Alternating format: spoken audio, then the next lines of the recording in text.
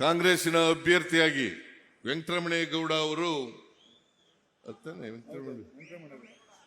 Venkataramanegowda ಉರ್ಫ್ star Chandru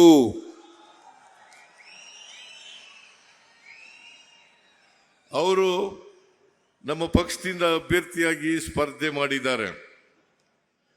ನನಗೆ ಇರ್ತಕ್ಕಂಥ ಮಾಹಿತಿ ಪ್ರಕಾರ ಮಂಡ್ಯದಲ್ಲಿ 100ಕ್ಕೆ 100 ಪೂರ್ವದಲ್ಲಿ ಸೂರ್ಯ ಹುಟ್ಟದು ಎಷ್ಟು ಸತ್ಯನೋ ಅಷ್ಟೇ ಸತ್ಯ ವೆಂಕಟರಮಣೇಗೌಡ ಗೆಲ್ತಕ್ಕಂಥದ್ದು ಅಂತಕ್ಕಂಥ ಮಾತುಗಳನ್ನು ಹೇಳಲಿಕ್ಕೆ ಬಯಸ್ತಾ ಇದ್ದೇನೆ. ಕಳೆದ ಲೋಕಸಭಾ ಚುನಾವಣೆಯಲ್ಲಿ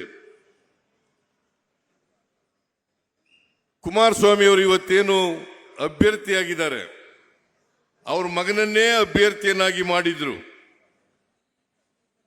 ಕುಮಾರಸ್ವಾಮಿ ಅವರು ಮುಖ್ಯಮಂತ್ರಿ ಇದ್ರು, ಆದರೂ ಕೂಡ ಸುಮಲತಾ ಗೆದ್ರು, ಕುಮಾರಸ್ವಾಮಿ ಮಗ ಗೆಲ್ಲಲಿಕ್ಕೆ ಸಾಧ್ಯ ಆಗಲಿಲ್ಲ, ಗೆಲ್ಲಿಸ್ಲಿಕ್ಕೂ ಕೂಡ ಸಾಧ್ಯ ಆಗಲಿಲ್ಲ ಅಂತಕ್ಕಂಥದ್ದನ್ನ ತಾವೆಲ್ಲ ತಿಳ್ಕೊಂಡಿದ್ದೀರಿ.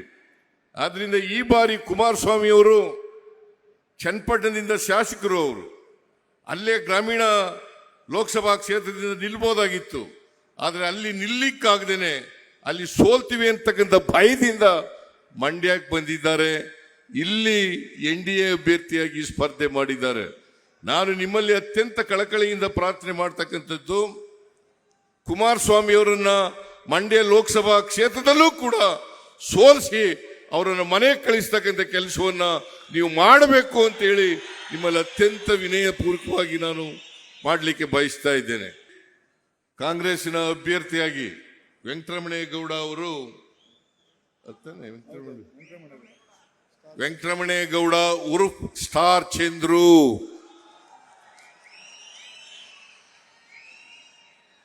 ಅವರು ನಮ್ಮ ಪಕ್ಷದಿಂದ ಅಭ್ಯರ್ಥಿಯಾಗಿ ಸ್ಪರ್ಧೆ ಮಾಡಿದ್ದಾರೆ.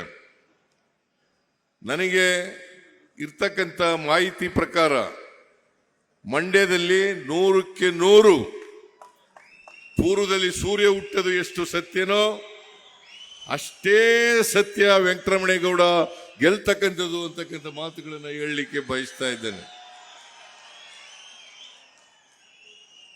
ಕಳೆದ ಲೋಕಸಭಾ ಚುನಾವಣೆಯಲ್ಲಿ ಕುಮಾರಸ್ವಾಮಿ ಅವರು ಇವತ್ತೇನು ಅಭ್ಯರ್ಥಿಯಾಗಿದ್ದಾರೆ, ಅವ್ರ ಮಗನನ್ನೇ ಅಭ್ಯರ್ಥಿಯನ್ನಾಗಿ ಮಾಡಿದ್ರು. ಕುಮಾರಸ್ವಾಮಿ ಅವರು ಮುಖ್ಯಮಂತ್ರಿ ಇದ್ರು, ಆದರೂ ಕೂಡ ಸುಮಲತಾ ಗೆದ್ರು, ಕುಮಾರಸ್ವಾಮಿ ಮಗ ಗೆಲ್ಲಲಿಕ್ಕೆ ಸಾಧ್ಯ ಆಗಲಿಲ್ಲ, ಗೆಲ್ಲಿಸ್ಲಿಕ್ಕೂ ಕೂಡ ಸಾಧ್ಯ ಆಗಲಿಲ್ಲ ಅಂತಕ್ಕಂಥದ್ದನ್ನ ತಾವೆಲ್ಲ ತಿಳ್ಕೊಂಡಿದ್ದೀರಿ. ಆದ್ರಿಂದ ಈ ಬಾರಿ ಕುಮಾರಸ್ವಾಮಿ ಅವರು ಚನ್ನಪಟ್ಟಣದಿಂದ ಶಾಸಕರು, ಅವರು ಅಲ್ಲೇ ಗ್ರಾಮೀಣ ಲೋಕಸಭಾ ಕ್ಷೇತ್ರದಿಂದ ನಿಲ್ಬೋದಾಗಿತ್ತು, ಆದರೆ ಅಲ್ಲಿ ನಿಲ್ಲಿಕ್ಕಾಗದೇನೆ ಅಲ್ಲಿ ಸೋಲ್ತೀವಿ ಅಂತಕ್ಕಂಥ ಭಯದಿಂದ ಮಂಡ್ಯಕ್ಕೆ ಬಂದಿದ್ದಾರೆ. ಇಲ್ಲಿ NDA ಅಭ್ಯರ್ಥಿಯಾಗಿ ಸ್ಪರ್ಧೆ ಮಾಡಿದ್ದಾರೆ. ನಾನು ನಿಮ್ಮಲ್ಲಿ ಅತ್ಯಂತ ಕಳಕಳಿಯಿಂದ ಪ್ರಾರ್ಥನೆ ಮಾಡ್ತಕ್ಕಂಥದ್ದು, ಕುಮಾರಸ್ವಾಮಿ ಅವರನ್ನ ಮಂಡ್ಯ ಲೋಕಸಭಾ ಕ್ಷೇತ್ರದಲ್ಲೂ ಕೂಡ ಸೋಲಿಸಿ ಅವರನ್ನು ಮನೆಗೆ ಕಳಿಸ್ತಕ್ಕಂಥ ಕೆಲಸವನ್ನ ನೀವು ಮಾಡಬೇಕು ಅಂತ ಹೇಳಿ ನಿಮ್ಮಲ್ಲಿ ಅತ್ಯಂತ ವಿನಯಪೂರ್ವಕವಾಗಿ ನಾನು ಮಾಡಲಿಕ್ಕೆ ಬಯಸ್ತಾ ಇದ್ದೇನೆ. ಅನುಕ್ಷಣದ ಸುದ್ದಿಗಳಿಗಾಗಿ ವಿಸ್ತಾರ ನ್ಯೂಸ್ ಯೂಟ್ಯೂಬ್ ಚಾನೆಲ್ ಸಬ್ಸ್ಕ್ರೈಬ್ ಮಾಡಿ. ಹೊಸ ಸುದ್ದಿಗಳ ನೋಟಿಫಿಕೇಶನ್ಗಾಗಿ ಬೆಲ್ ಐಕಾನ್ ಕ್ಲಿಕ್ ಮಾಡಿ. ಲೇಟೆಸ್ಟ್ ಅಪ್ಡೇಟ್ಸ್ಗಾಗಿ www.vistaranews.com ವೆಬ್ಸೈಟ್ಗೆ ವಿಸಿಟ್ ಮಾಡಿ. ಅಂಗೈಯಲ್ಲೇ ಜಗತ್ತಿನ ಸುದ್ದಿ ತಿಳಿಯಲು ವಿಸ್ತಾರ ನ್ಯೂಸ್ ಕನ್ನಡ ಆಪ್ ಡೌನ್ಲೋಡ್ ಮಾಡಿ.